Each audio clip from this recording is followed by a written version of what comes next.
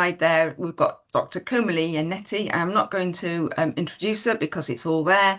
And she's talking about contemporary visualization tools and climate smart cities. So, no more ado, I'm just going to hand you straight over to Komali. Thank you, Komali. Thank you very much, Suzanne, very much. Yeah, good morning, everyone. Again, seems really dark, and it's not seems to be right topic to talk about in such a weather, but there we are. So I'll talk about contemporary visualization tools in climate smart cities. The reason I kind of chose this topic when Suzanne asked is it's something that's the word itself says contemporary, but also something that a topic that's very important, especially within the EU. As I talk, you'll see why and all. So just a disclaimer before I kind of start. Some of the things that I'll talk to today, especially the tools and the use cases that I'll share, they have been built on a decade of research that I have been doing in not just within the UK, but also in various parts of the world.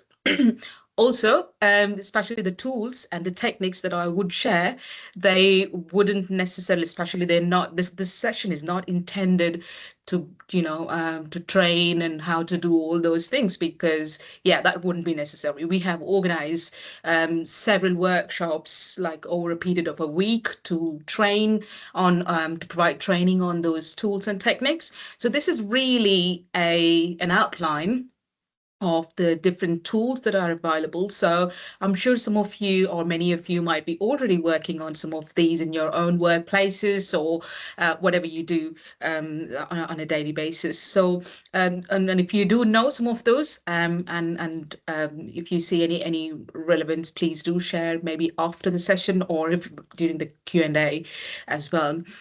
So yeah, so just get started.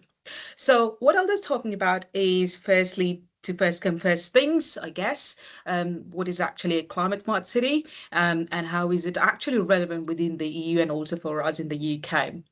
I'll touch on some of the applications of the contemporary visualization tools and techniques, especially why I said data visualization and techniques is you will see, I'll not talk right now why specifically data, because climate smart cities is a lot about data.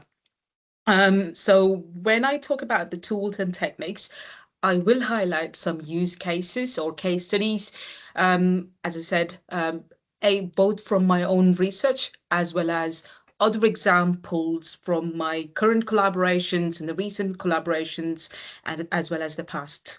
And then we'll just to summarize some of the key tools and techniques. So yeah. So just to start, what is a climate smart city? For a long time, we've talked about, especially at least the climate change, the issue of climate change or sustainability. I mean, we're just talking about the COP has just been summarized with no good news. But we've seen all the different issues that we've gone through in terms of the climate change and also the sustainable development goals and their importance. But at the same time, in the last kind of a decade or so, or less than a decade, I would say, maybe 6 or 7 years. We've been talking about a lot about smart cities, but what is actually a smart city? There are different definitions we surely know from around the world, from the different organizations, but more or less kind of it highlights the use of technologies, contemporary, some of the technologies like ICT, information communication technologies, the Internet of Things, smart technologies, smart sensors, all those smart stuff that we see from a building scale to all the way to a city. So street building to street to local to regional and at a city scale, mainly to optimize resources, especially I don't know how many of you here are actually planners, urban planners, or somehow contributing to the city planning. But it generally looks at optimizing resources and also addressing some of the key urban environmental challenges in a various ways, but it also at the same time improving the overall quality of life. So in the last after the smart cities kind of concept started, there's a whole bunch of researchers that thought smart cities seems to be really focusing on just the tech part of it, and it is actually missing some of the key important elements that are part of cities, which are especially within the context of climate change and the environmental changes that we are be seeing, which is the key element of climate. That's when the discussion on climate smart cities came in, which it highlights to look at not a city or a smart city, not from just the perspective of technology, but actually integrating the climate resilience, sustainability, and low carbon development into all the planning, infrastructure, and governance to mitigate the effects of climate change and adapting to the impacts of climate change. This is kind of a broad definition that's by UN, but again, the climate smart cities definition has also been it's a loose definition, I would say again, and different organizations around the world and within the different regions, both in the developing parts of the world and the developed global south and the global north, the definitions have really evolved and has been evolving actually. But some of the key characteristics of climate smart cities, as we talk, is these. I'll not go through each one of those in depth, but if you see this graphic, the interlinked chains, I put this because each one of those are very interlinked. They are not independent. They're very interconnected or interlinked to each other. But the key ones, apart from the technology that we already know, as you see here, the technology integration part of it, which is generally a part of the smart cities element, but at the same time integrating the other key elements of it, including low carbon transportation, green infrastructure, energy efficiency, smart, sustainable urban planning, and also importantly, community engagement and climate policy and governance, which is extremely important because anything that's without impact on the policy and governance is just a piece of paper. So that's something which has been highlighted, and actually you will see in my next slide why I am talking two important things, which is the climate policy and governance, but also technology integration within these elements, because I also have a kind of a second role, which is currently I'm seconded to the Department for Energy Security and Net Zero. And at least within my experience over the last 2 years, I can see policy and governance is really important. And often the policy and the policy people, they do not have enough support and evidence that's required for policy development and governance. So so that's the important thing. So, okay, oh, come on. Oh.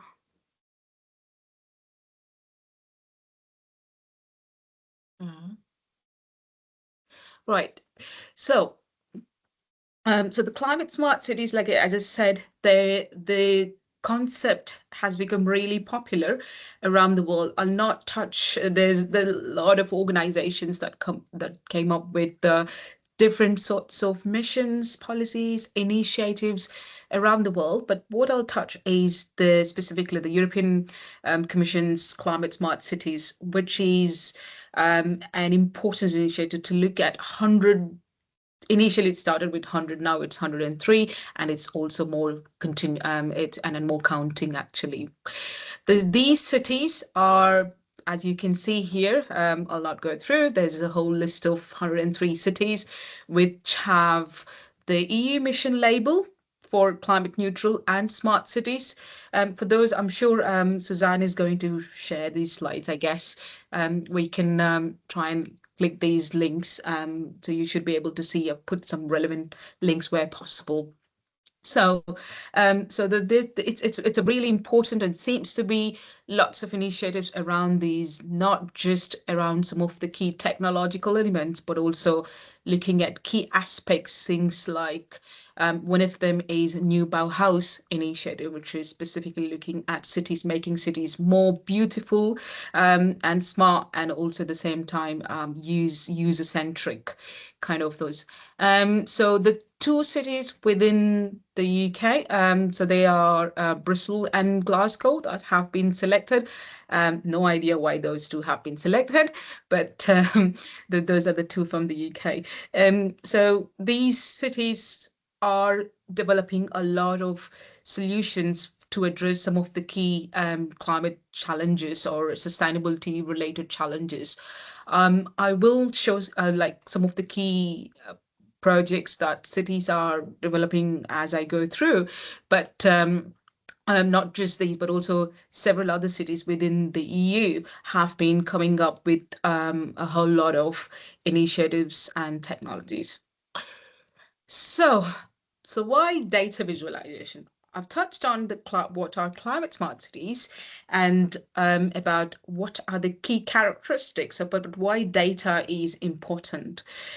So as we see, the rapid expansion of these climate smart city initiatives that are coming up, and it requires, and most often data or the technology is the center of these initiatives, which means it's most of these initiatives involve or revolve around large volumes of data, at least from diverse sources. I mean, using simple stuff is what you see. I mean, I'm working at the University of Wolverhampton. I just saw we've installed a whole lot of smart sensors in every single room within the university to monitor indoor air quality, with a range of comfort, indoor air quality, and so on.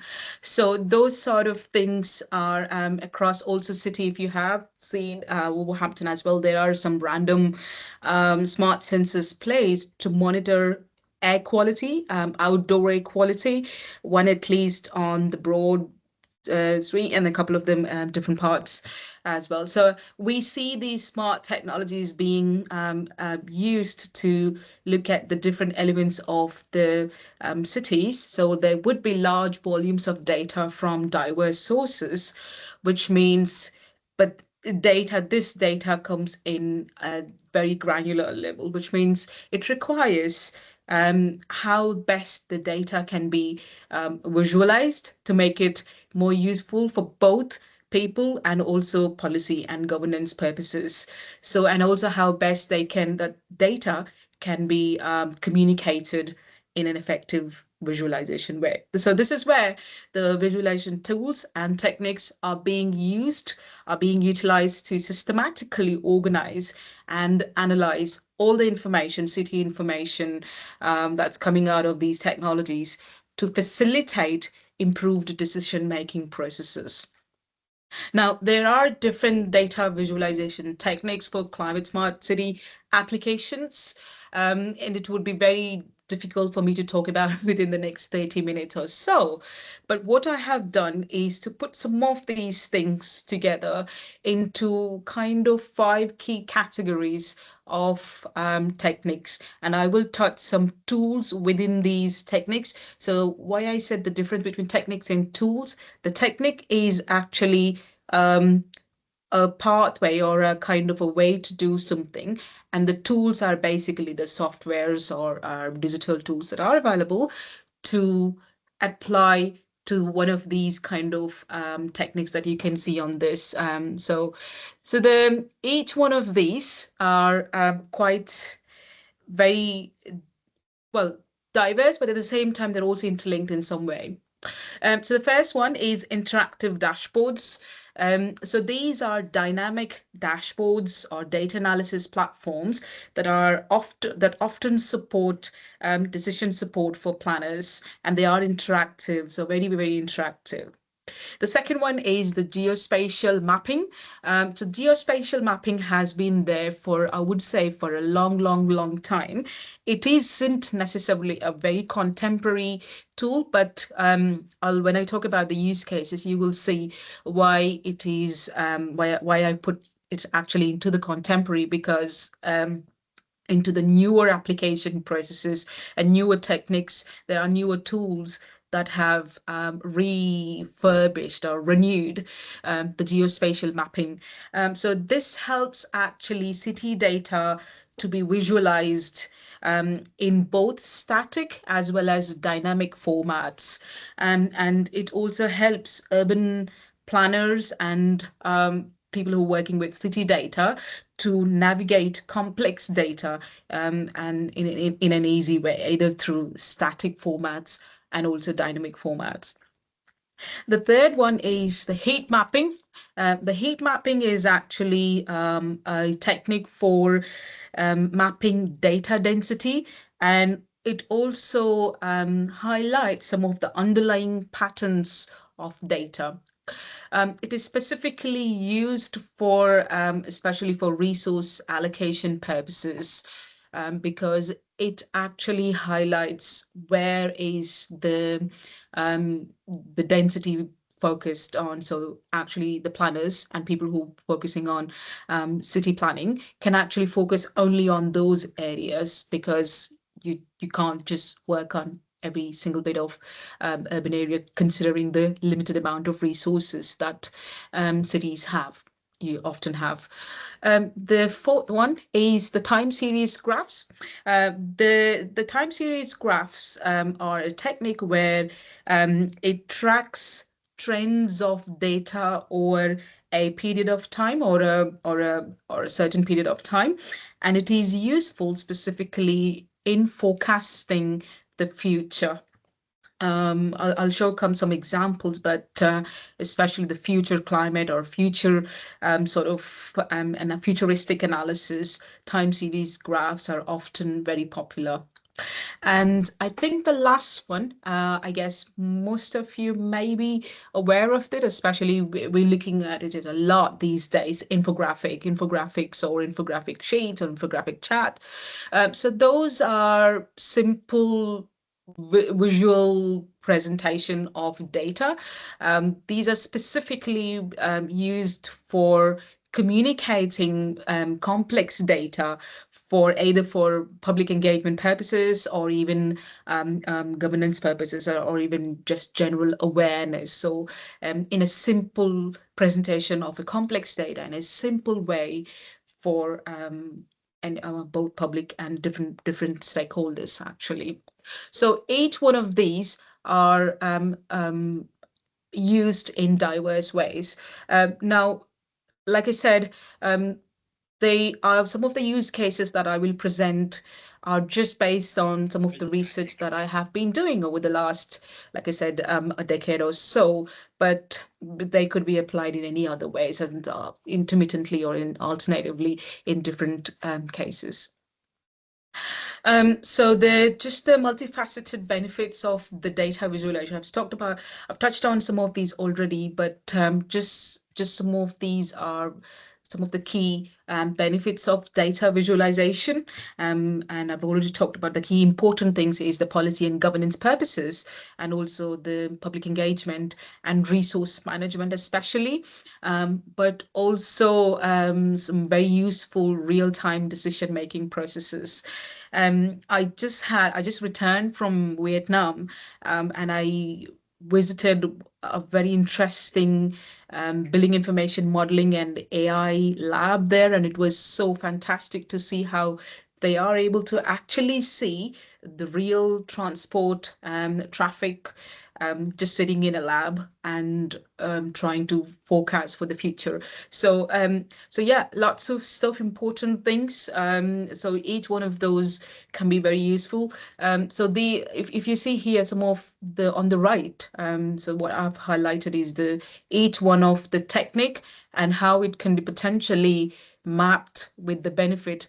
So you can map it into multiple, but just as also, for example, urban development strategies, specifically geospatial mapping, community engagement, infographics, resource management, heat maps, and so on. So each one of them could be very useful. And again, okay, so the next few slides, what I'll talk is just to highlight some of the key use cases of the different visualization techniques that I have just discussed. So, but just to before I kind of highlight, also let you know, each one of these visualization techniques or tools that are used would have to go through each one of these stages, I would say. So all the examples that I'm currently presenting have gone through a rigorous process of data cleaning or from raw data all the way to presentation of a visualization that could be could turn into an actionable insights. So which goes through raw data to data collection, data processing or data cleaning, to analysis and visualization. And a lot of these projects that will be sharing actually have supported a lot of governments, different governments, to inform decisions.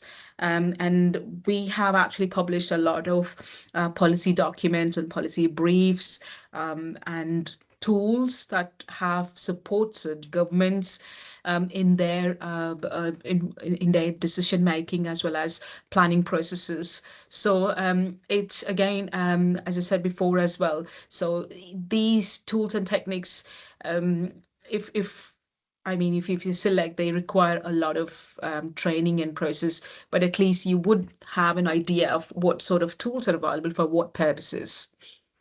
So just to start with as I said, the 5 key techniques and what are the different tools that are there. So the first one is the geospatial mapping. So the geospatial mapping is one, as I said, one of the earliest developments of spatial mapping or data mapping. Often it is called geographical information systems. So looking at the geographical data, small, large, and so on. Before we kind of came into the big data that we're talking today, the geographical data was a more or less a small data. So it picks up data from a specific area and looking at analysis of that specific area. But then later there's a whole remote sensing, which is basically satellite data. Now we see all the telephone data, all that stuff is again, I mean, we use our mobiles based on satellites as well. So the satellite data is something that is particularly also useful for purpose data, spatial analysis purposes. So some of these examples that you see, for example, here, this project on the right, Camber East Sussex one, we did this based on satellite data. So we were looking at understanding how much of the shoreline in Camber actually been affected by coastal vulnerability, specifically frequent waves or coastal sea erosion especially. So we've looked at that and did some analysis to look at, and then you can see here for some of the red areas. So we can say 67% of the shoreline actually exhibited very high coastal vulnerability. So this would be very difficult to say without monitoring all of that whole area of was about 5 square kilometers or something. So that's a more local level, and we have looked at the global data. So on the left, you can see we were looking at urban heat island for a whole lot of mapping of the different cities around the world using geographical information systems, and we can highlight some of the key vulnerable areas with red to blue. So that's at the global scale, and at a more national scale as well. We've looked at how urban hate vulnerability affected spatial. So each one of these uh, been really have been highlighting some of the key vulnerability aspects of it. But geographical information systems is one of the key tools that we have used in this. So popular tools in these are ArcGIS, which is a common, it's a paid software, so it's you have to buy. But then there is a free version as well, which is QGIS. So there's open source, it's an open source software, so which can be used. And there are OpenStreetMaps also, which can support some of these tools. So moving away from those kind of larger scale to a more smaller local level or building level. And I think many of you who are here, especially might be working at a building scale or a smaller scale. So in the recent times, at least, there are a couple of popular tools. I mean, we already know about the building information modeling, BIM, at least, but there are few environmental specific or environmental building level, local level kind of softwares that have come up to look at. So this is one example, which is called an NVMet. So it has become really popular for people working at the smaller scale, and it really helps in scenario analysis to see, say, for example, if you have an existing area and you're increasing different green infrastructure percentages. So currently it's 10%, and if you're planning to increase it to 10, 15, 20, and 25, it actually provides that scenario analysis. So it's really becoming popular, not just in 2D model. Previously, it was made as a 2D tool, but now it has become a holistic package. The GIS that I talked before, QGIS, has become a part of NVMet. So it's like becoming like a package, like an add-on tool, QGIS of NVMet, which means it can make it at a larger scale to the smaller scale. It's also maybe some of you, if you're an architect, you might know SketchUp as well. The SketchUp tool also has been embedded into this, which means then you can actually visualize 3D and then make it into an analysis tool as well. So it's really becoming popular, and also using some of the programming languages that it has been using. There are also other sorts of 3D modeling softwares. I'm sure some of you already maybe know Energy Plus. Energy Plus is a very popular tool. It's been there for a long time, but in the recent times, it has also been upgraded to integrate SketchUp and other forms of softwares to make it more holistic package to look at. So this project, we actually looked at energy efficiency and microclimate analysis of a museum in Italy. So we were trying to look at, because the museum wanted to improve energy efficiency and it's a historical museum and historical building. So it will be very difficult to deal with such kind of buildings. So looking at how the 3D modeling and different energy efficiency strategies can support over especially different different times of the year, summer and winter, both of it. So the next one is an interactive dashboard.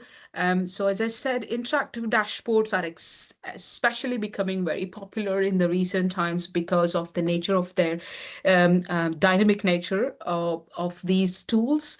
They are specifically useful to analyze not just spatially, but also temporally. There are different examples that are so on the left one, which is a Sydney one.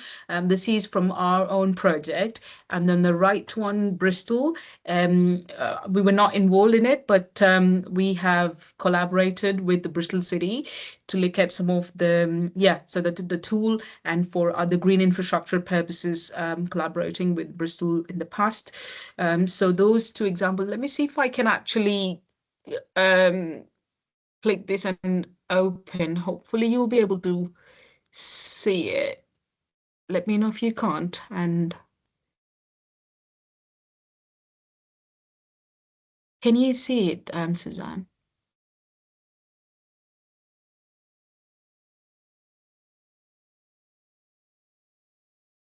Sorry, can you see it? No. Okay. No. Let me see if I can. Yeah, sometimes it's difficult. Okay. Yeah, okay. Hopefully you can see it. No? Yeah. Yes. Yeah, so this is the Heat Keep Bristol Cool mapping tool. So there's lots of different indicators on the top and also on the left. So you can see, so it's mapped, it's ward boundaries, heat vulnerability index. So this is basically the heat vulnerability based on a set of indicators that the city has developed. So you can see more vulnerable areas are these darker areas. Then there are other factors. So indoor exposure, yeah, they become really complex tools. So you need time to load and so on. So you can see high glazing areas, which areas are actually have housing stock have high glazing areas. So that can actually then show certain impacts on or certain decision making inputs. So yeah, okay.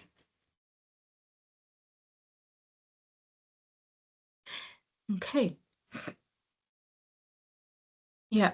So that's just an example. So both these examples on the left one is our own project. As I said, both these examples actually have been developed on it's ArcGIS software, but there is a tool called Story Maps. So which can help in creating data kind of dashboards, which will help for these kind of interactive analysis. These two examples are basically from our own projects, again from Australia. So on the left, you can see this is another dashboard tool, which is the grids that you can see. They are basically at like 500 meters grids. And these grids actually show the kind of urban overheating and mitigation under the not just the current conditions, but also the future climate and land use conditions. So imagining, assuming different land use conditions and 2050. So we've looked at 2010, 2030, and 2050. So different, each one of these would highlight the future impact. And also you can see some of the key mitigation technologies. So basically we would say, okay, green infrastructure, green roofs, parks, green spaces, and so on. How would it look like in the future? And also different times of the day. So, and that's another, and this is also another project from Sydney, where this is actually a planning tool where the City of Sydney can actually visualize it in 3D format. If, say, what are the different planning alternatives? Say, again, roof percentages, building heights, and so on, would it be input in this? And then you can see the urban heat island impact in a 3D way. So that's it's actually been taken up by the city to be used as a planning tool. So these tools were again used in different tools. They have like this was more advanced tool, but this is also futuristic future analysis, scenario analysis tools. There are more simpler interactive dashboards that you could also create, but using some of the existing tools.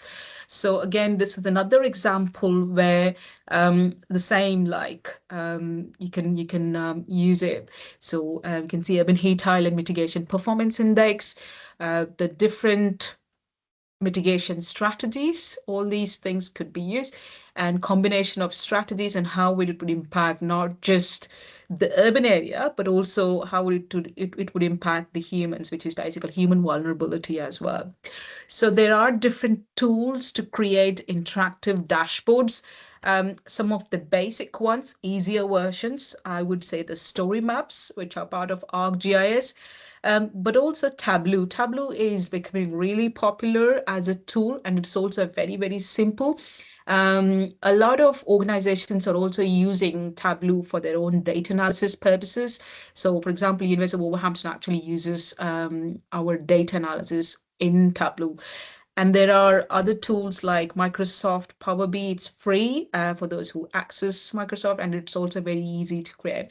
To more complex 3D, some of the previous examples that I've shown, 3D versions, they have been created in Python and language tool and MATLAB and more complex tools. Heat mapping. Heat mapping, I said, is actually a data density technique to highlight what are the key focus areas. So for example, if you see here on the left, you see the heat mapping for real buildings. So the darker temperature, the darker color shows more higher heat temperatures. So you can see red, orange, and so on. In the recent times, at least with the drones. Um, so drones equipped with cameras or sensors are being used for capturing high resolution aerial imagery. So I'll just click a little bit. This is also Sydney actually. So we did this basically with the drone and sensor or a camera installed in it to map a bit of portion of Sydney. So where you can actually see the darker colors is basically hard roof surfaces, dark roofs, and so you can see trees and greener, and you will actually see maybe a little bit. I'll move forward. That blue color, this blue color. That's a Parramatta River. So you can actually see those kind of. So this was actually also these sort of analytical information has been really useful for governments in supporting their decision making. Again, this is another example, specifically this one, the UK GBC one. It's a very nice tool, I would say, if you actually access. So you can actually see there are different cities. So at least for 6 cities, the heat mapping has been carried out, urban heat island mapping, and it has also been done for not just 2024, but at least for a period of 1 decade. So it's a very useful tool, again, to look at heat mapping to see where are the darker areas, where are the lighter areas. And on the right here, this is basically, again, we created some materials to highlight how temperatures would be in terms of the exposure to materials, these materials. So these materials have been used, and you can see the darker colors is basically more darker, and these colored materials are much more lighter. So light roofs and light materials. So again, some of the key tools that have been used are these, but especially drones equipped with cameras and sensors are really becoming popular. And also GIS is the simplest tool that could be done, combining with maybe story maps or something that will create these kind of dashboards. Um, Time series data. Time series data is perhaps as the simplistic form, the basic simplest form is our Excel. So you can use the simple Excel data to map all the different data in a communicative way. So these graphs actually have been created for at least over 100 years using just simple Excel. But there are more complex tools which can help in mapping time series data over space over at a very, very granular time series data. So as I said, the simple Excel and SPSS that we have seen before to more tools, using tools such as R language, Python, and MATLAB. R is also a very useful tool that can help in mapping some of the simple time series data, but in a more communicative way. So this project was looked at for mapping temperatures, surface temperatures, and air temperatures, ambient temperatures over a period of time, but also not just in a day period, but also at a specific time of the day, to understand how urban heat has actually expanded from within the city. And you can see the bluer to the darker, the different times of the day. So afternoon time, 2 o'clock, really dark, which means more hotter part of the day. But also in the early morning, it's more so it's been such kind of information can really help in understand specific time and also forecast how it might look in the future. I think this is just one example where I wanted to show especially how time series data can support the futuristic analysis. So to a more static one, the one on the right, this is just a simple static analysis to look from the past, the impact of energy on buildings based on the cooling degree days, the temperatures that would be climate change scenarios in the past 1960s to future, which is like 2100.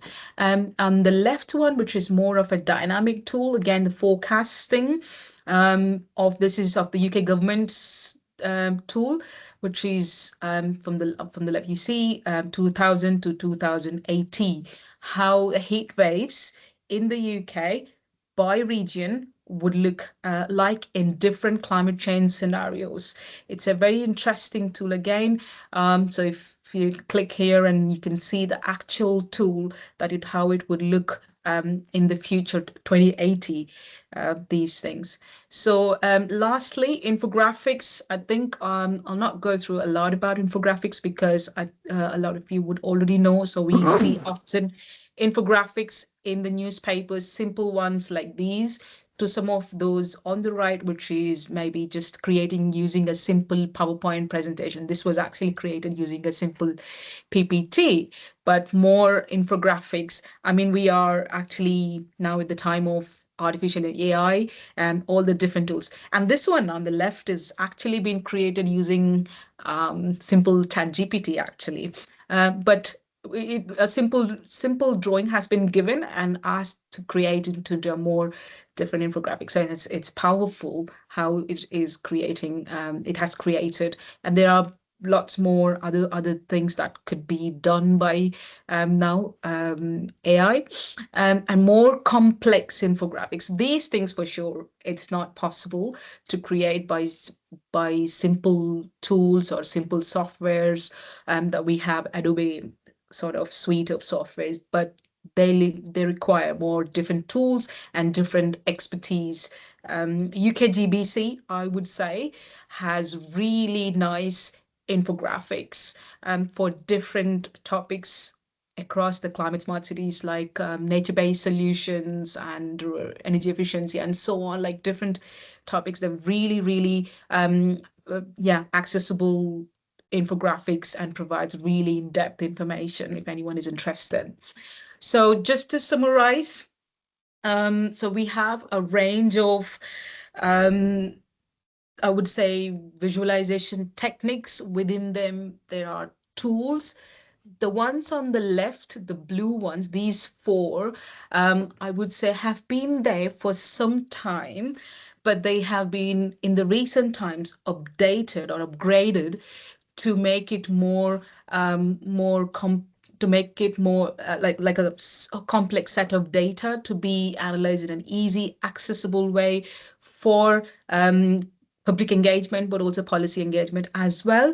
And some of these tools have been also interlinked. So for example, we can see the GPS systems, which traditionally we know only the GPS, what we know, but now there are more sort of advanced GPS systems, such as the sensor devices equipped with the GPS, which means they will help in more surveying, smaller surveying to more complex environmental monitoring sort of data techniques to do. And also the similar to mapping software, we might know just the Google Maps to more dynamic maps, which have become user-friendly platforms and so on. On the right, the spatial data analysis, 3D dashboards, and drone technology. These are more complex and modern, really spatial set of tools that, like I said, the EnviMet with a set of packages, interactions, EnviMet with GIS, EnviMet with mapping softwares or GPS, and so on. And also the 3D mapping tools. What we know, some of the basic tools like SketchUp and those things, but they are becoming now integrated with other Google Earth or and so on technique, so on tools to make it more complex, to make complex data to interactive, visual, and communicate effectively. So yeah, I think that's what I wanted to say. Just these are some of the tech that we have at the university, which are especially used for quantity surveying and also surveying purposes. The robot dog, which we have been using for to access some of the places where it is not human reachable, and also the igloo on the top is a 360-degree environment where actually our students visualize the data and the student projects and architectural projects, QS projects, and so on, projects to look at how these things vary. So it's just not research, but also it is increasingly becoming popular in student projects and every single bit of aspect of not just QS, but in generally the built environment field, I would say.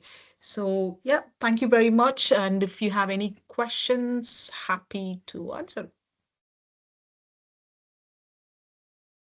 Thank you, Komali. That was very interesting. There's so much new technology out there, isn't there? It's mind-blowing, Yeah. really.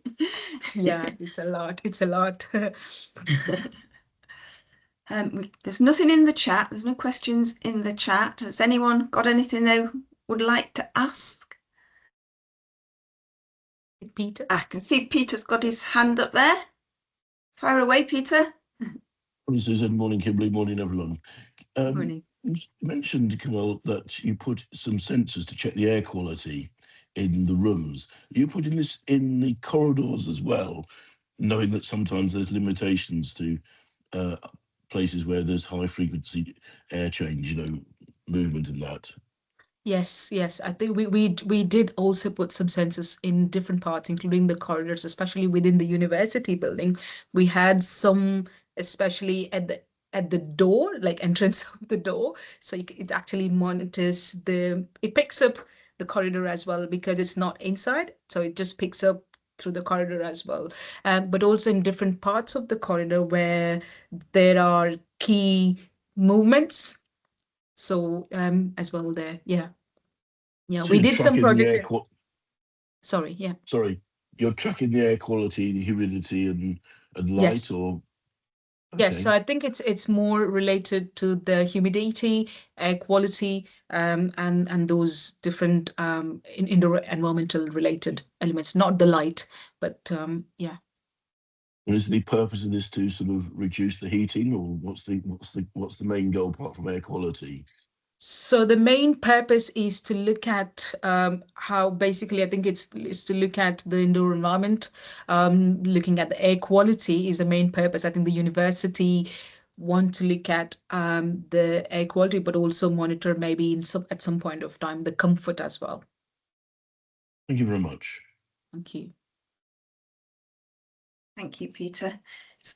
Anyone else? Keith, any questions? Someone had, I saw Keith or Richard or someone. Yeah, Keith had his hand up earlier. Yeah. Okay. Fascinating talk, Kamali. Who's actually using this data? Yes, so the different projects that we have that just shared were used by different governments. So there's a lot. I mean, we did some work with the city of Wolverhampton. I didn't put it because a little bit sensitive data there, because it was monitored in social housing, the damp and mold. And so that was specifically for the city of Wolverhampton, and they were looking at the data that was used by them actually. So we monitored about 25 social housing properties to look at the damp and mold. So we installed some sensors for a period of time, specifically different times of the year, winter, summer, and so to look at those. So that was used by the council. We also looked at some of these projects. So for example, the Australia ones, they were used by the city governments there, and so on. So it's a lot of these projects were actually supported by or in collaboration with the governments, which means they are used for their decision-making purposes. What did Bristol do with the information that you said you worked with Bristol. The Bristol, we work for different project, not the Keep Cool one, but that is it's a very useful tool, especially if you see it has actually mapped all the different key elements of the urban heat related things. So it's exposure, it's related to heat vulnerability, it's a range of factors. So it was actually published by the city government itself. So so which means it's a very key decision-making tool for them. When you say decision making, does that go down to the design of buildings as well, and therefore the thermal? I would, especially considering some of buildings? the key projects. So, for example, this Keep Cool Bristol tool. So, after this, we had a conversation with them for installing a green wall in one of the key areas where this was impacted. So it's looking at basically green wall, certain key areas. So the city has identified some key areas they thought potentially useful to install green walls. So they would have known this from specifically some of these things. I've seen some of those green walls. It's right. I was brought up in Bristol, so I'm familiar with the way it was a few years ago, and we recently went there for the Rugby World Cup, and yeah, to see the green walls and how much the city has changed, it's quite interesting actually. Yeah, it is. Bristol is doing a lot of stuff. One of the key reasons is actually because it is one of the EU mission climate smart cities. So there's a lot of funding coming in, so which means they could do more. Yeah, thank you very much. Thanks. Anyone else have anything to ask? All quiet. It's fascinating. Good. It's Okay, a well, lot of information to take in. It is, yeah, absolutely, Komali. So thank you very much. It is coming up towards 9 now, so we'll wrap it up and let people get to their day jobs. So Yeah. thank you, Komali, for a very fascinating presentation. Thank you all for attending. It's good to see you all. Our next Thursday club is actually on the second Thursday because the 1st of January happens to be a Thursday, so we're doing it on the 8th, and we'll be talking about stone decay. Details of that will be coming out to you on the email next week, so if you want to book, just respond to that email. Look forward to seeing many of you there. Following on from today, if anyone wants a CPD certificate or a copy of Komali's slides, then either quick message in the chat now before you leave, or you can email me at any time. So thank you again, Komali, and Yeah, I'll send the slides to you, and then you can share it with people. Yeah, that's fine. That's great. Thank you very much. And I guess it's not too early to wish you all a very happy Christmas and all the best for the new year. I'm wearing red, so happy. So oh, right, okay. Festive season as well. Good for you. Yeah. Okay. Yeah. So yeah, hope to see you all again soon. Take care. Bye bye. Thank Well you. done, Komali. Bye. Yeah. Thanks very much.